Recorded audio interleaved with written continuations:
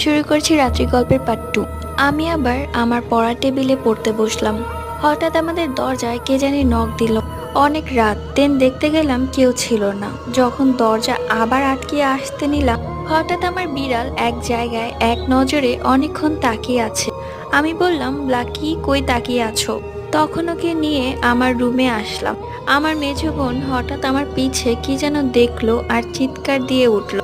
আমিও হঠাৎ ভয় পেয়ে গেলাম। আমি বললাম, কি হলো হঠাৎ তোর? বলে, আপনি তোমার পিছনে নানুকে দেখেছি। আমি বললাম, নানু? নানু কই থেকে আসবে? নানু তো নানুর বাসা। ও বলে, বিশ্বাস করো আপু, ওই তোমার পিছনেই ছিল। আমি বলি, ভুল দেখেছো। পরে ওরে সান্ত্বনা দিয়ে ওরে বললাম, অনেক রাত হয়েছে, তুমি এবার নিজের রুমে গিয়ে ঘুমিয়ে থাকো। ও বলে, না তুমিও চলো, আমাদের সাথে ঘুমাবে।